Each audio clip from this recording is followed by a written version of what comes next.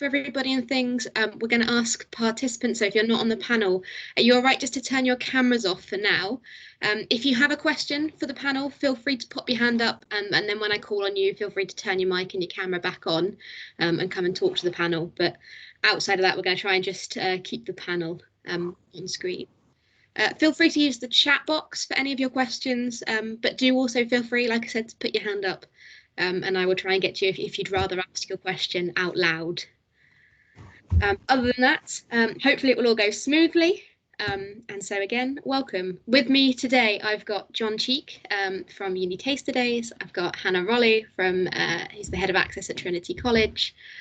Fred Binley, who works at the University of Southampton in the UK Schools and Colleges Liaison Office, and also are a graduate ambassador for UK recruitment and partnerships at Oxford Brookes. So I'm going to let the panel introduce themselves in a little bit more detail than that, and then hopefully we'll have some questions coming in from the audience. I'm going to go round my screen, and hopefully you'll all stay in the same place. So John, would you like to kick us off with an introduction? Yeah, thanks, Kizzy, and hello everyone. Really great to see so many people as part of this event. So I had a quick look at the list of people that are here already, and many names I recognise already, so really hope you're well. My name's John Cheek. I'm the founder and director of Uni Taste Days. A bit of context to me, I started Uni Taste Days back in 2012. I previously worked for 3 different universities, and my wife was then, back in 2012 when I started Uni Taste Days, but bless her, still is now a teacher. So I can see things from the school perspective as well, but really look forward to answering a few questions and joining you later on. Thanks, John. Ore, you're next on my screen. Hi everyone, my name is Orelua Esimoju, Ore for short, and I work in Oxford Brookes University. I'm a graduate ambassador in the recruitment and outreach team. So basically what I do is I go to schools and colleges, physically before, but obviously now virtually, and I recruit students through talks and fairs. Thank you very much. Fred, you're next up, please. Yeah, hi everyone. My name's Fred Binley. I work at the University of Southampton in global recruitment and admissions, and I'm, as Kizzy said, in the kind of schools and colleges liaison team. I've been at Southampton about 7 years, and then before that I worked as head of recruitment and outreach at Lancaster University for 10 years. And before that, I was also a teacher. I taught music and English. So I've sort of been involved in university admissions and outreach and recruitment for quite some time. So looking forward to answering and engaging in a conversation tonight. Thanks, Fred. And Hannah, an introduction from you, please. Hi, I'm Hannah. I'm head of access at Trinity College, Oxford. And our college is linked with schools in our local region, Oxfordshire, but also in the northeast. So we've had an interesting year in terms of reaching out to schools, but actually even in the northeast it would have been interesting anyway because of the geographical distance. So in some ways COVID has been a bit of a silver lining in terms of being able to reach more people than we might otherwise.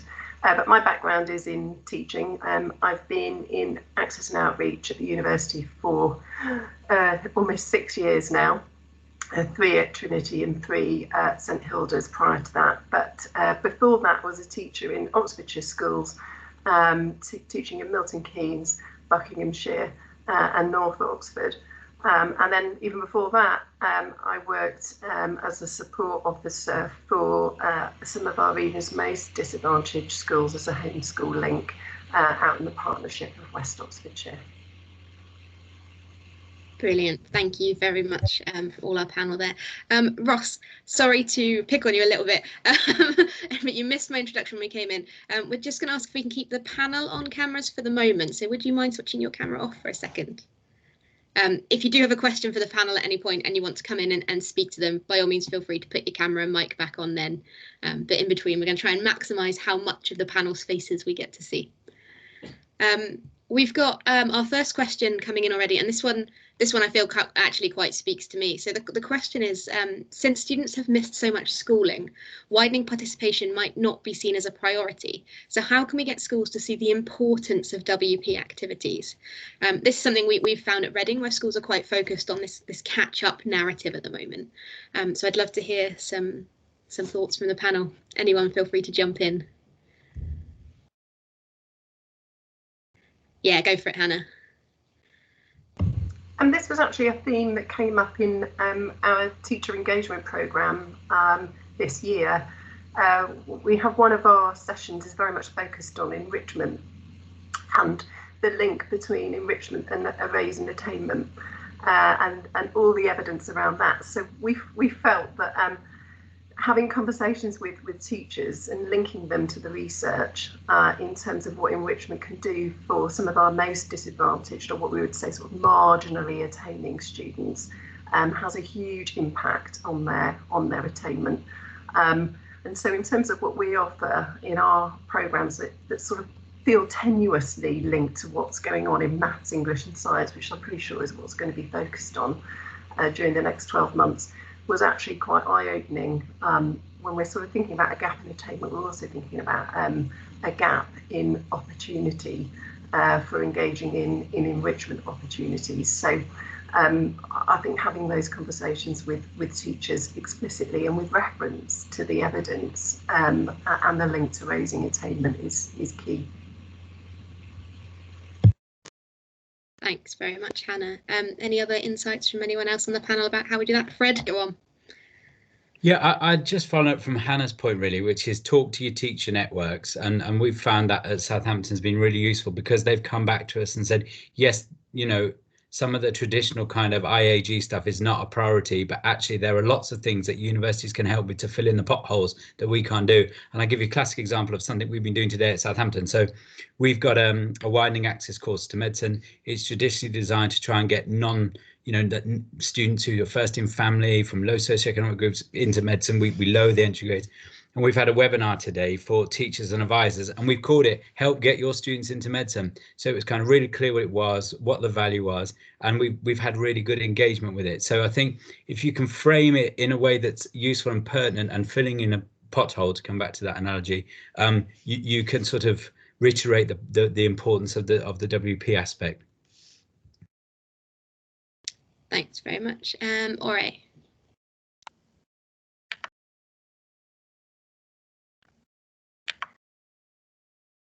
Oh, you muted yourself again. There you go. Oh my gosh, how funny. Yeah, carrying on to what Hannah and Fred were saying, at Oxford Brookes we have a designated WP team, which is really good. They're called widening participation officers, or WPOs, and I think definitely their work has to not go unforgotten, because they've been very busy delivering a lot of outreach programs. And in regards to, we have this thing called Discover Brookes, which is aimed at these students just to help them find more and discover more about university as well. And also, which I can talk about later, we've had a call campaign recently, so which my team have been working on, where we've been directly calling students that have offers to Oxford Brookes and asking them if they have any questions about the course, or about the university, or just anything about Oxford Brookes in general, any concerns they have. And this is me specifically, my team and student ambassadors, and also what I did as a student ambassador, and just actually trying to talk to them and just help them with any concerns or worries they have. And we have had a focus on WP students, and we have hit a lot of WP students through the school campaign. So I feel like it's really targeting them and showing that we still care about them and we still want to help them with university. Thanks, sorry, great insight there. John. The only thing that I would add to the other points, and I promise I'm not just adding this on me, so all four of us, or three of us have answered, is just, I think it's really important that we actually are kind of shouting from the rooftops about the brilliant work that universities are doing, and so for schools and colleges, they're really aware of it. Like, to give you a bit of context, like one thing that we did over at Uni Taste Days is when schools first went into lockdown back in April, a year ago. We basically created an online events area, so an online events area where all university events are going to be in one place. And I can remember chatting to the web team and saying, look, let's create this online events area, make it easy for schools. And back in April last year, across all of Uni Taste Days, there was only 29 events that were online, like 29. That's all we had of thousands and thousands. Now there's 1,600.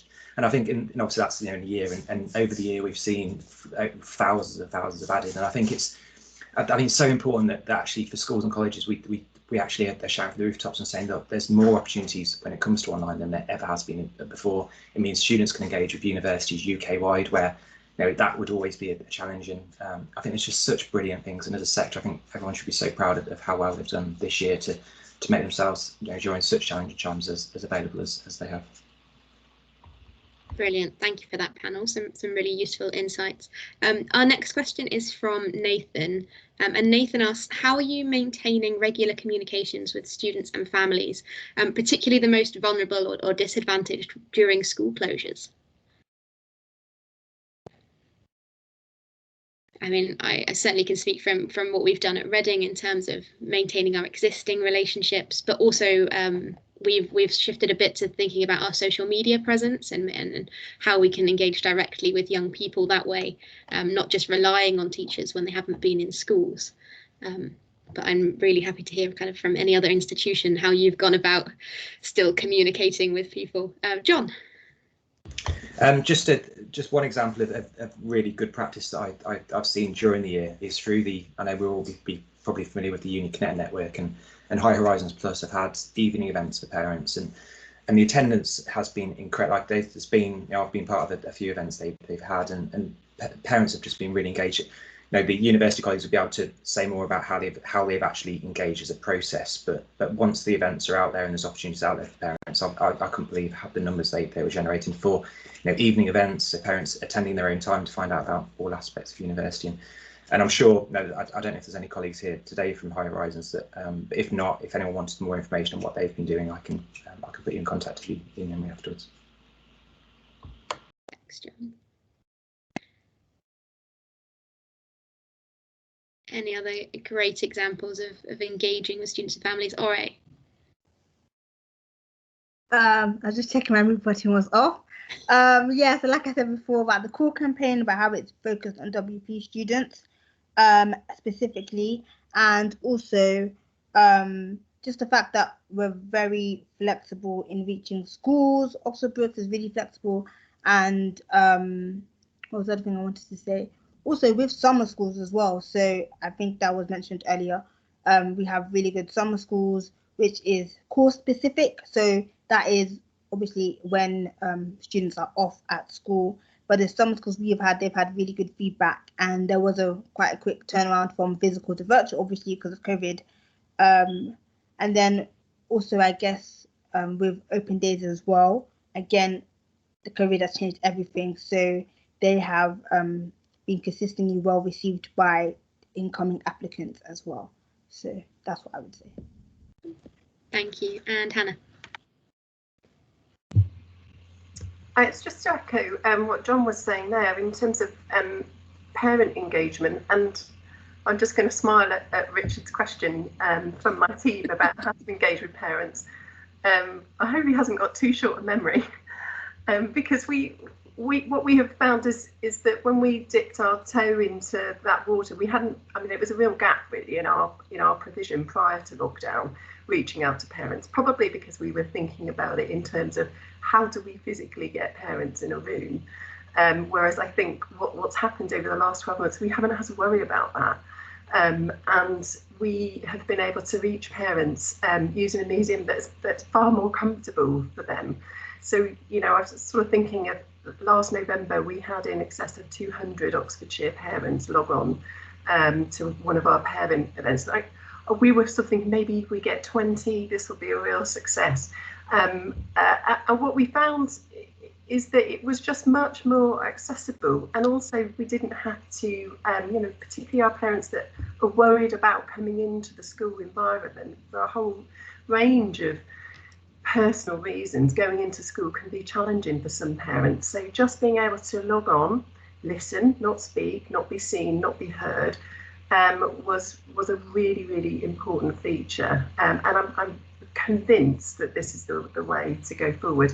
Clearly there are some things that will never compensate for face-to-face, but I think in terms of being able to reach out and make ourselves more accessible to the parents that we accuse of not, of being hard to reach, this has got to be a way forward, and we've certainly found it a really, really positive experience. Yeah, so Richard has just followed up saying he's just after any further tips or ideas. So we've kind of moved into Richard's question here, which is about do we have any tips or reflections for engaging directly with parents? So Ora, your hand's gone off again. Yes. Yep. So with Oxford Brooks, we do parents talks in our team. So we have parent events. But I remember going to a parents' evening event where students were there, but it was mostly parents, and that was directed to the parents, talking about university, what parents can do specifically for their children, especially some parents who may not have gone to university or are not as well versed. So I think it's really important to just help them cover any concerns that they have as well, and don't be afraid to ask us questions, because we're there to help and support you and your child. Brilliant, thank you. We'll stay with this theme of parents just for a minute, because we've got another question about from Helen. Do any of you have any tips on how we can promote our events to parents? Hannah, thank you. I mean, what I would say is that we try where possible to remove the administrative burden from teachers, but they are a good gateway. And if we promise not to add to their workload in terms of, it's just about signposting a link. We started using Eventbrite this year, and whilst it took a little while to get used to all the different technologies, it was really, really worthwhile, because it meant that all that teacher had to do was signpost out in a school newsletter, and we looked after the rest.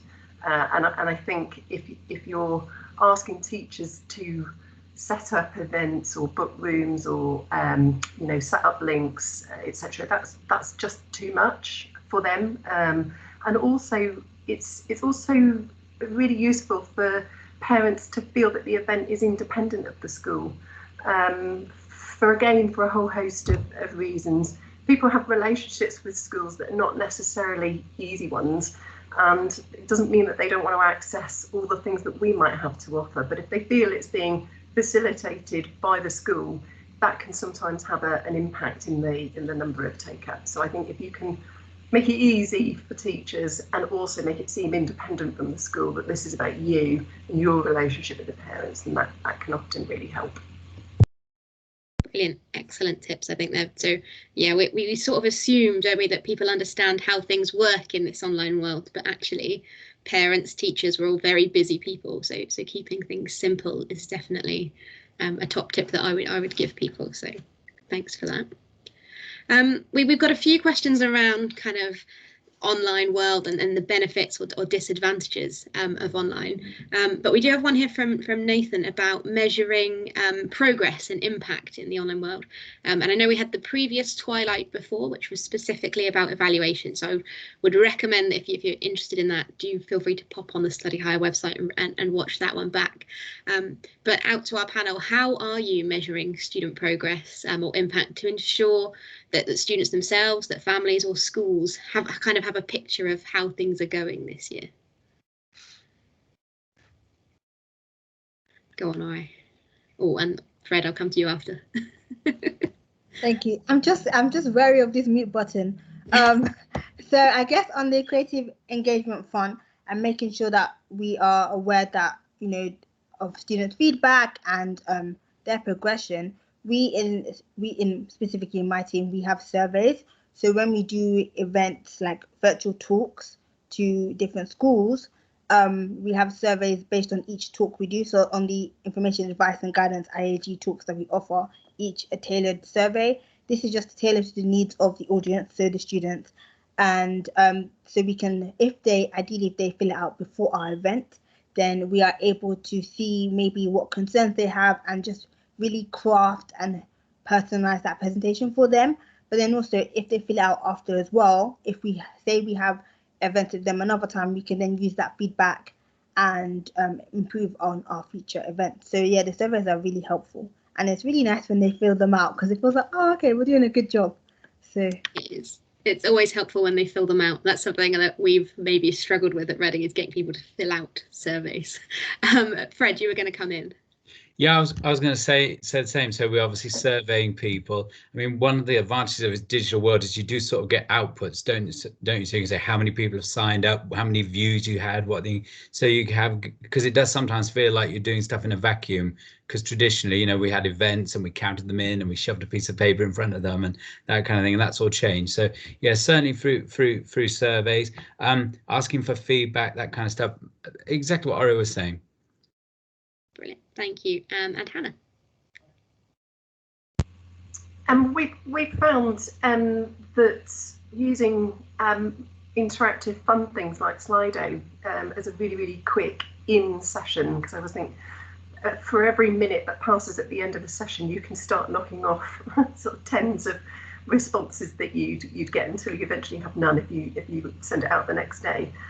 So using Slido as an interactive, almost sort of gamification of like quiz-like way of getting feedback immediately has been really useful. We've used that with parents, teachers, and students. And also, I would say when we've engaged with teachers at the point of registration, we do a little bit of, you know, where were teachers at the start when they registered. So at least we know who we had in the room. And then at the end of every session, but again, it's the sooner you can get it, and if you can build it into the session, the higher the response rate. Definitely, I see lots of nodding. I think we all agree with that one. Ori, did you want to come back in quickly before I move us on to the next question? Yes, thank you, Kizzy. Just what Hannah was saying about Slido reminded me. So we do like fairs I was talking about. So for example, UK Unisearch and UCAS, and these are big audiences, students from all over different regions, and Slido is the platform we use for UK Unisearch, and we get a lot of questions from students about a range of areas and topics, and we're kind of able to maybe gauge maybe where they are and what areas they're interested in. So I think that's really good as well. Brilliant, thank you. Oh, John. The only thing I would add to it, more so from outside and actually not doing as much delivery as colleagues here are, is about trying to make it fun. And we've kind of touched on that a little bit in terms of the comments so far, but essentially evaluation, you know, as a subject is not something that everyone's naturally going to want to rush to do, but link it to what Hannah's point in making it part of the session. One thing I spotted with that I thought was brilliant is having some kind of before and after. So you could have some interactive quiz right at the start of the session, ask students that are attending anonymously 5 questions about university. They've got a bit of fun. You could word it as we're just grasping, you know, what you know already. And then at the end, if you have some kind of quiz and ask the same 5 questions, you then, you know, indirectly, without even thinking about it, get an evaluation because you're showing progress. As long as, you know, the questions at the end they're right and the ones, you know, they're more than that right at the start. But I think evaluation is really tough, and I've seen loads of different approaches. Like, you know, I've seen services where you pop a code in and you get to a survey link after the session. But the challenge is there really isn't an incentive for people attending a lot of the time to actually do it. With so 100 and 200 and whatever the maximum percentage I could say, as far as Hannah's point earlier on about making it part of the session, because you've got people there, and in my opinion that's important, and try and make it fun if you can make it fun. Brilliant, thank you. I can see Fred's popped another platform that they've used in the chat as well. Yeah, I was just going to say we use VVox at Southampton, and again, coming back to the medicine event today, it was quite useful. So we were showing teachers how, you know, example questions we'd ask at an interview for medics, and like what, getting them to say, well, like, here's 4 answers, what would be the best answer, you know, and then, okay, now having told you what we think the best answer, so, you know, what do you think of our response? So it just makes it a bit more interactive, but you could equally use that for students, you know, to gauge the impact of the session, how useful they found it, that kind of thing, in terms of progress monitoring. So yeah, check it out. There we go, some excellent tips for platforms there. So I'm going to move us on from evaluation a little bit. So a question here from Neil. A lot of the discussion kind of across the sector, I guess, and other events like these has focused on the disadvantages or the challenges of online outreach. But would you as a panel think there have been any advantages or benefits to doing things online? Go on, Ori. Yes, there's so many benefits. COVID has really allowed all of us to slow down. Where in my team we go out all the time to different schools and locations, and sometimes doing 2 events in one day from other ends of wherever. But now if we have like loads of, for example, virtual talks online or 2 virtual fairs on the same day, because we are at home on our laptops or computers, we are just able to log on very quickly. So if we have like 4 talks in a row, quickly log out, log on, hopefully depending on your internet and your Wi-Fi. But otherwise, like, it is much easier. But I guess maybe if I was quickly talk about disadvantages, you do get tired a lot by looking at the screen. So thanks. All right, Hannah. I mean, I've already alluded to it in terms of parent engagement, and certainly in terms of feedback that we've had from teachers on our teacher support programme. They love the online delivery because it works for them and their busy lives. So there's that flexibility. But I also think we will probably always have a hybrid model now. And, you know, being able to offer a school whose our mutual times don't necessarily always work for one another, being able to offer a pre-recorded talk but bolt on a live Q&A, for example, there's just much more flexibility in terms of what we can offer in our programme, and being able to meet needs in a more nuanced way, and particularly when we're sort of thinking about our outreach area in the northeast of England, although Richard does live nearby, it means that, you know, we can offer more and more often to schools who are sort of geographically much further away and harder for us to get into on a regular basis. And I think anything with a hybrid now that just offers more modes of delivery will enable us to reach more, take our programme to more people. So I can't see us really going back to the old way of doing things where you might be lucky if you get 3 talks done in a day, whereas I think now we can just sort of gather more people together after school, during school, evenings, you know, it's just so much more accessible. I would agree. And Fred. Yeah, just following up from Hannah, really. I mean, I'd sort of say 3 big things. One is reach, you know, geographic reach. I mean, at Southampton, we're at the bottom of the country. We can now reach so many more areas, so many more target schools that we wouldn't have been able to touch, or would have been we'd have had to say, no, we can't get to you. I mean, we did something up in Hull the other day, a panel session. We'd have never gone up to Hull because it was just such a long way. And the second point I was going to make is about engaging academics. So I've worked in recruitment and outreach for ages, and it's so hard to get a busy academic to travel somewhere to do something, whereas now they can do it from the comfort of their office. And on the back of that, enrich a session so much more, because it can be tailored, it can be very subject specific. So whereas before we were often very good at offering generic IAG advice, now coming back to that question about engaging schools, cutting through when they're so busy, if you can frame it or make it subject specific, it's so much richer for the student and often the school if you can engage in academics. So I think there's loads and loads of pros to this new, as Hannah was saying, this hybrid way of working. So yeah, I think it's going to stay. Thanks very much. John. Thank you. Really interesting to hear those points about the advantage. The only couple of things I would add to the brilliant points so far is in terms of the resources that you've actually got that you wouldn't have if it's a live event. So now, in the past, every school, I imagine, asked for slides. I don't know why everyone always asks for slides, but now it's always recordings, and recordings are far more relevant than slides, because, you know, slides need someone to discuss them. So I think the actual accessing resources after the event, there's more available now, as we all know, than there ever has been. There's a question that we'll cover later on about that. But then the other thing I just wanted to add as well is from we've kind of discussed about the advantages from the university side. We did a CPD event recently and had a careers practitioner that works with 5 schools that did a session during that about the advantages of online events, and she made a few points from the school's perspective, which I thought was just super interesting. Like, she was saying that she works with 5 schools. She can now organise events actually without being physically in that school, whereas usually she's kind of splitting herself between 5 schools. But also in terms of booking sports halls, rooms, online gets around those challenges. And I think it's really important that we see, you know, the advantages from the university perspective, and we've gone through a lot of them, but for schools as well, there's a lot of advantages. That's not to say, you know, I'm not going to shout from the rooftops about online events being the way forward, because I agree, blended, hybrid, whatever we're going to call it, is certainly the way forward. But I think it's opened up so many different channels than we wouldn't have usually had. Brilliant. All right, we'll come back to you. Thank you.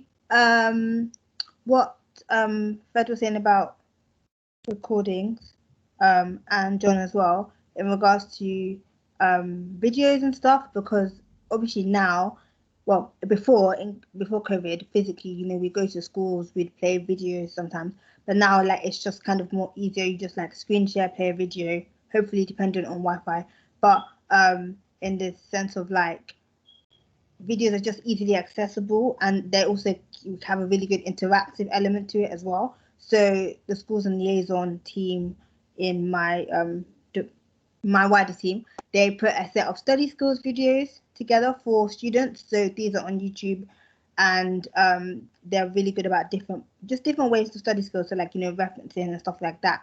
And it's a new way, instead of someone just kind of talking at you through Microsoft Teams or Zoom or Google Meet. It's nice because you can have the video playing and listening to it, and then you can also come back to it as well. So yeah. Thank you. And Hannah? I'm sure colleagues in the room today will already do this, but I do think that benefit is direct sign up, and that we've taken away a layer or you know, a barrier that might have been there before, to enable those that we are targeting to actually sign up to our events themselves, and so that students, you know, if they are following us on social media or do receive a newsletter, or even just signposted something by a teacher, they don't any longer rely on that event being facilitated or accessed by another person. They can sign up and go to it themselves. And I think we used to have all these concerns and worries of ages of students being alone in a room, you know, after school, and, you know, all sorts of safeguarding concerns. And actually now, you know, they can sign up to an enrichment talk after school, along with several hundred other young people, in a way that they've never been able to do because of, you know, transport issues, etc. So I think, you know, again, just direct access has been really beneficial. Brilliant, thank you, panel. That I'm seeing the questions coming in order, but because we've just been talking about videos, I am just going to skip Alexandra's question for a second and come back to it, because Becky's question was that we often send videos upon teacher request. Do you think that these are useful ways of getting information across, and do you feel that students actually engage with them? Can I answer that one? Yes, do. I'm a bit split about this. So I sort of think now, you know how everyone said, can you send me your slides? And you did actually one of them. Did they really read them and look at them? It's kind of become the same thing now. Some of your recording, you know, are they really looking at it? So what we've tried to do at Southampton is put lots of stuff on YouTube, make it really short. So we're trying to do anything longer than 5 minutes. And we're finding that the way we're gauging if that's had any impact is then the views that come from that and putting some tracking in it. We did a series about 6 months ago called 5 in 5. So we took 5. We would take a topic about university or a subject like chemical engineering, and we do 5 stats or 5 tips, 5 things about it in 5 minutes, and leave it at that. And we found they've been really useful. Some of the long, you know, really well in terms of engagement, but then some of the more traditional, you know, well, we'd have done this as a half-hour talk type thing as a webinar. The numbers aren't so good, and so I think, yeah, you've got to be quite smart about your content. And someone's got a question here about screen fatigue. I think that's part of it. You can just do death by PowerPoint digitally, can't you? So yeah, we found that YouTube is our friend in terms of measuring stuff. Brilliant, thank you. Hannah, and then we'll come to John. I would echo that, something short, but I guess one way that we're experimenting at the moment, because I do think we're all still learning, is where a teacher has asked for a pretty standard talk. We've decided that we're trying sending a short recording with a follow-up of a live Q&A, but we put some actions in place for the teacher and the students in preparation for the live Q&A, because there'll be a delay in time between. Sometimes the Q&A can come straight away, but sometimes it might be a week. And of course, you know, everybody's human. They would have forgotten what on earth the talk was about a week later. But we do ask for every student to have at least one question that they might like answered in the Q&A as a result of watching the video. But I suppose what that's trying to do is compensate for the fact that we're not delivering it in person, but being able to offer the flexibility for them to still be able to have the talk and have the element that makes it a bit more interactive. So I suppose it's just another way of using a recording in a more interactive way. Thanks, Hannah.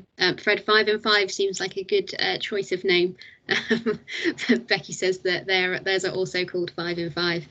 For people who are interested, I think Fred's just dropped a YouTube link into their 5 and 5 videos for anyone who wants to have a look. John, did you want to come in?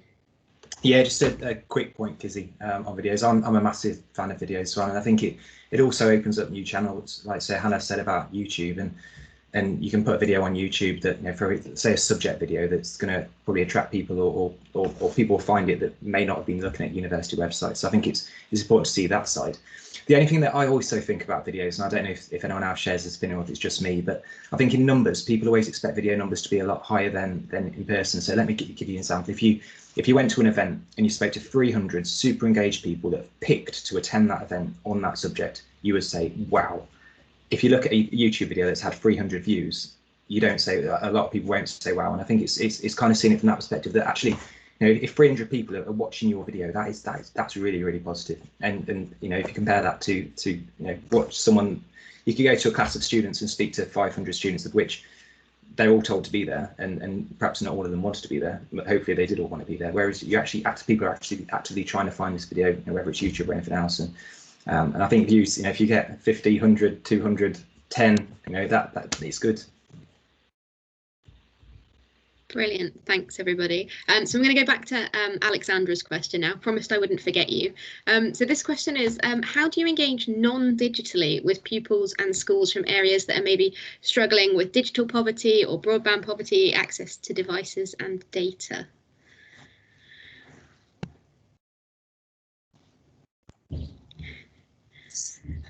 Go on, Fred. It's really tough. It's really tough because they're the forgotten. They're the silent minority, I think. Well, not was a minority, depending on the area that you're targeting. So Southampton, although, you know, we're down on the south coast and it's lovely, and we've got, you know, seaside and yachts and all that kind of stuff, you know, great areas of deprivation. So one of the things we've been doing at Southampton is try and not forget that, they try and remember that not everyone has access to digital resources. And so depending on the intervention or the campaign or activity we're doing, we're trying to build in something that isn't digital linked to it. So to give an example, we've just had our SOTSEF, our Science and Technology Engineering Festival. And as part of that, we were sending out free kits. So interactive things that weren't digitally interactive, more like actual kits. And we sent out over 1,400 of these to various different students. And they had like physical versions of some of the stuff we were covering at the Science Festival. So we had to think about space debris with the Space Centre. So we had some worksheets for that. So yeah, I think it's trying to think of old school analog things that support the campaign intervention you're doing and don't alienate people that haven't got access to the digital resources. But it is tough. I don't want to sort of sound glib about it. Thanks, Fred. Ori, did you want to come in?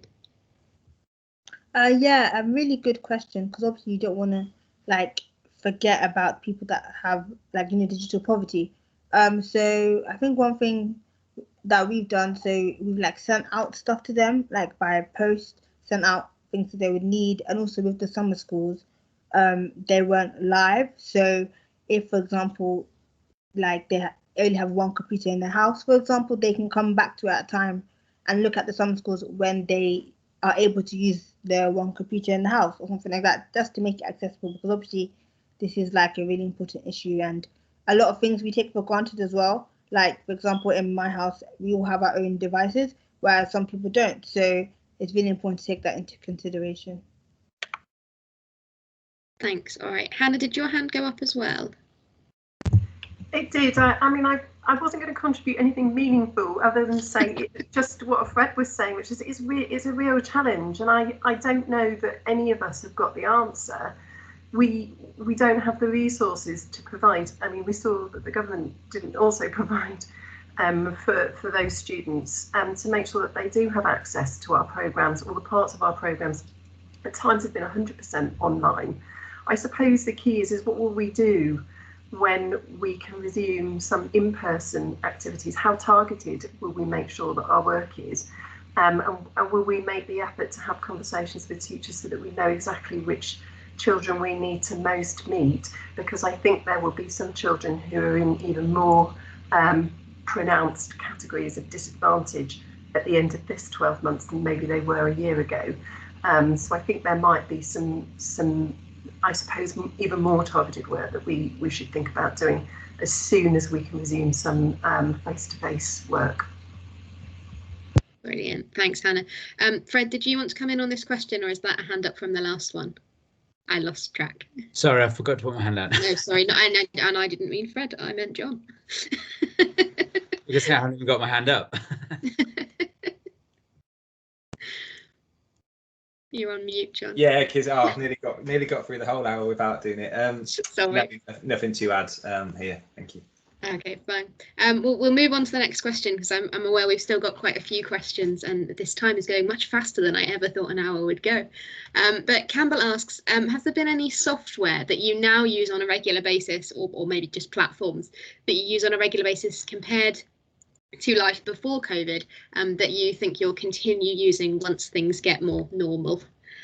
Ori, hand up, jumping straight in there. I feel like I'm always the first one. Basically every virtual meeting platform there is, I think. So Zoom, Microsoft Teams, Google Meet, like literally we've never used these before. So whoever like created Zoom, they must be so proud of themselves right now.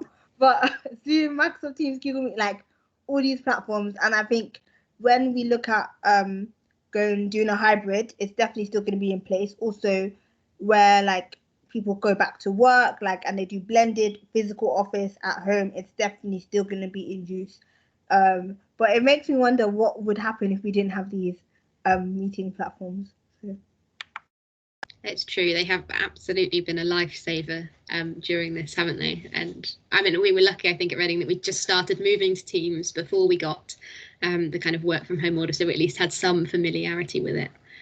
I know as well we've mentioned Slido, we've mentioned Vivox, so there's a few platforms in there that people are trying. I know at Reading we started using Kahoot a lot more, and I think that that's still got a place when we go back into the classroom. John? Thanks, Kizzy. Just we mentioned about Zoom, and fingers crossed Microsoft won't kick me off for saying this, but if anyone is using Zoom as their main platform, the only thing I would add that you might be doing that I've seen a lot is a lot of people would have Zoom meetings when the Zoom webinar platform is very, very good, so you don't have that issue where everyone has to be muted, etc. And it's obviously it comes at a premium naturally, but we use we at Uni Taste Days use Zoom webinars absolutely loads. I've had brilliant experience with it. I'm sure Teams is very good, Microsoft as well. But the only thing I'd say is if you are looking at a large volume of people and you don't need that two-way interaction, that do look at the webinar platform of Zoom as well. Thank you. Becky, I can just see your question about GDPR issues in the university with these platforms. And obviously, I think every institution's got their own issues, and certainly at Reading, we have pretty much a university-wide blanket no against Zoom. So it's just a case of finding what works in your institution and also what works for the schools that you're working with, because we've been relying quite heavily on Blackboard Collaborate, but then found it's blocked by a lot of schools' firewalls. So we'd have great sessions planned and then they couldn't get in. So I don't know that anyone's got an easy fix for that one, I'm afraid. I'm going to just mention, Fred, you mentioned that you're trialling Student Stream. And Jennifer's asked how are you finding engagement with that, so I don't know if the two of you want to maybe connect, whether you want to pop your email in or anything to kind of connect and have that discussion. Sure, yeah, I've just sent a reply as well, yeah, because it's early days, it's only been live a month, but it's okay so far, yeah. Brilliant. I'll move us on to our next question, which is from Kate, who'd like to know what successes or tips have you got to ensure that school staff open your emails? Because feedback they've been getting from schools is that they are getting bombarded with emails from other universities, third sector organisations, whatever, all offering help. So how do you make yourself stand out? Go on, Hannah. We have this conversation a lot on a weekly basis as a team, and we think generally that the emails need to be very short, and we have discussions about what should be in a newsletter, how long it should be, How much scrolling? None. My colleague Chris has just started looking at Google Analytics about, you know, how far down somebody will get before they just abandon the email. And I think really there's a place for newsletters, but having been a teacher myself, I have hundreds, and I'm sure I used to have hundreds of emails at the end of the teaching day, and I would scroll looking for the most important. If I happened to accidentally click on something that looked like a bit of junk mail, like a newsletter, I would only ever momentarily see the headline that was in it. So I think it's about being careful and targeted and making sure that if you've got something to say, that it really is to that person. And if we are supposed to be working in a targeted way with the groups of students we want to reach, then we should be targeted in who we're trying to communicate that through. So I'm a big fan of sort of single theme emails, as my team knows, just one thing, maybe two, where there's a clear action point that can be read really quickly, because people just haven't got the capacity, the bandwidth to digest sort of essay type emails. So and the other thing is, I still pick up the phone to some teachers, and I forget we don't have to be in a face-to-face Zoom call. And in the last sort of few months, some of my most impactful conversations have been on the phone. And that seems really old-fashioned now, to dial a number and have a conversation with a teacher. And making sure that if you are targeting, you've got your teacher's name in there, so that they don't feel it's just a massive, you know, bulk email that's gone out to everyone, and they're much more likely to respond. Thanks, Hannah, and a great comment in the chat from Catherine about how it's really helpful when you've got a person's name to go to, and it's difficult when you don't. And Catherine also has taken to phoning schools, particularly during their lunchtime, when she knows that she might be able to get hold of, say, the head of sixth form or whoever the relevant teacher is. Fred, you popped your hand up. Yeah, like Hannah, we have the same, you know, endless debates about this. But my top tip would be make it succinct and use language that actually means something to the people reading it. Because I think in university land, if I use that general term, we sometimes can talk in university speak. So we say, oh, we're having this widening access pedagogy upskilling session, and if you're a busy teacher, it doesn't mean anything. So call the event what it is. You know, what the purpose of the event is. So why physics, or how to get into medicine, or why you should do French with us, or, you know, because I think sometimes we can confuse people about what is the actual purpose of the event. The other thing, my other top tip would be a bit of FOMO, to be down with the kids. So I've been using LinkedIn a lot. I know John has a look at some of the stuff I put on LinkedIn, but posting short stuff about events with a clear title of what it is, being overt about how many other people are coming along, and it can sometimes encourage people to join it and follow it and participate. Because I do think one of the downsides of COVID is we've all switched to digital and we're cannibalizing each other. We're all coming up with loads of events, and there's so much stuff, and teachers don't know, and advisors don't know where to start. So yeah, keep it succinct and think about what does it actually mean anything to the target audience you're sharing it with. Brilliant, thank you. We are hurtling towards the end of our time, but I know Ori and John, you both want to come in on this one, so I'll go to Ori and then we'll come on to John. So thank you. Yeah, so this is definitely the $1 million question: how to get people to open your emails.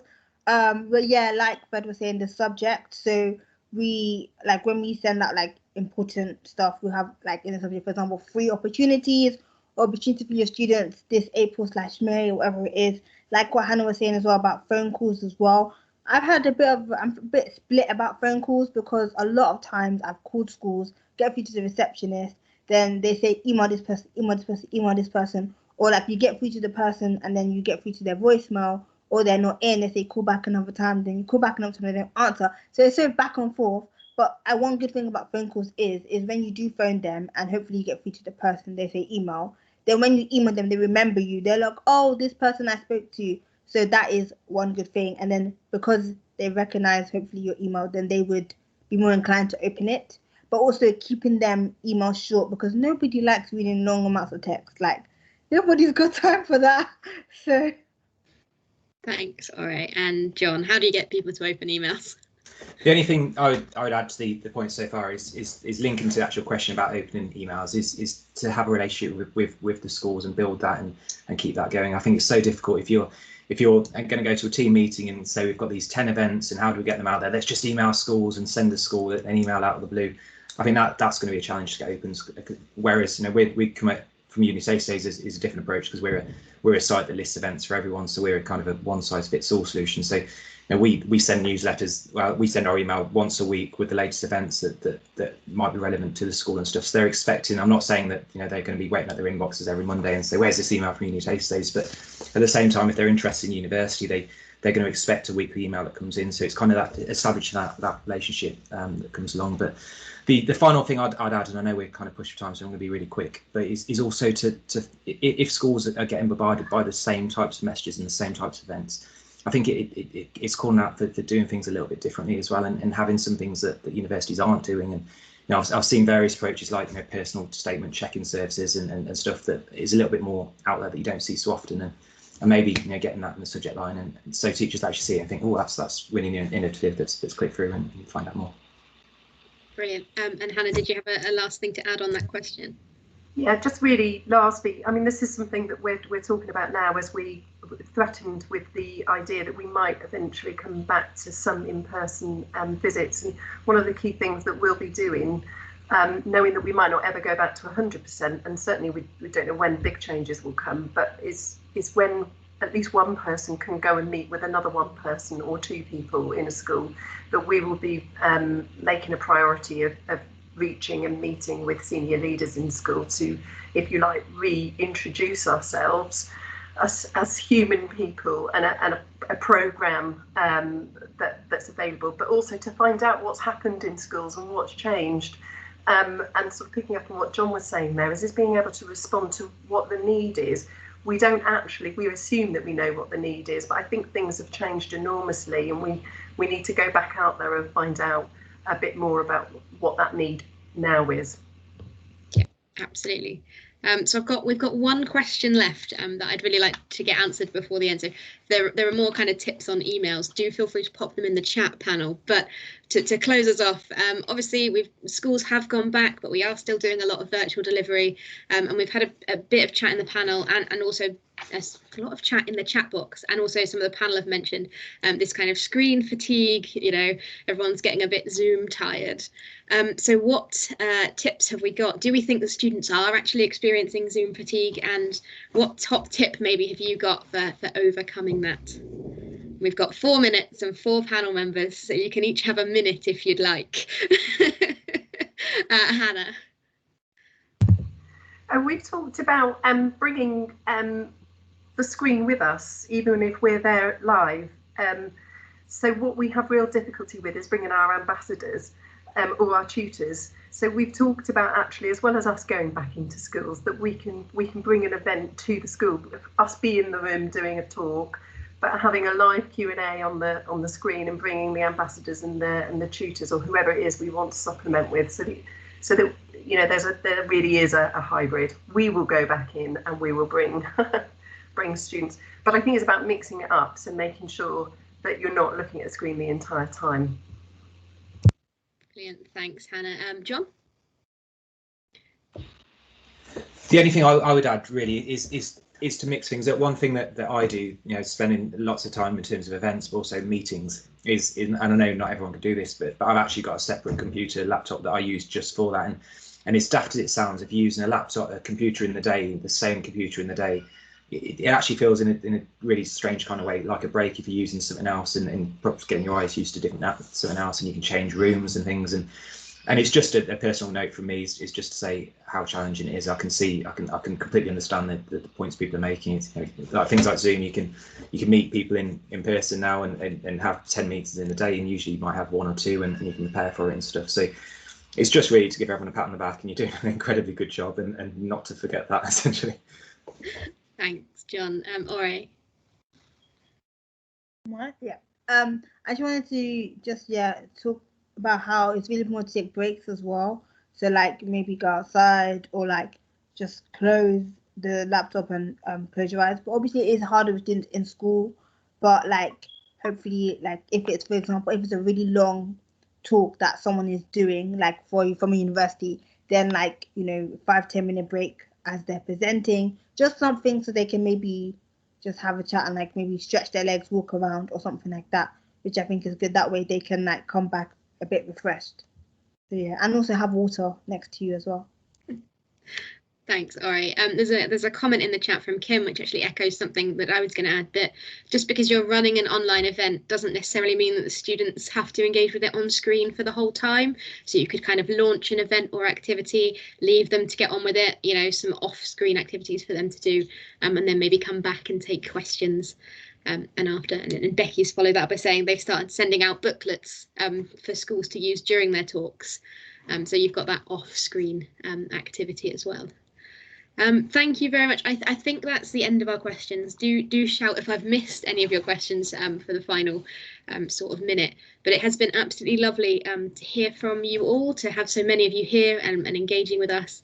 And also a really big thank you to our panel for taking their time this evening to answer all of our questions. I've found it really useful as a practitioner just to hear perspectives of other people.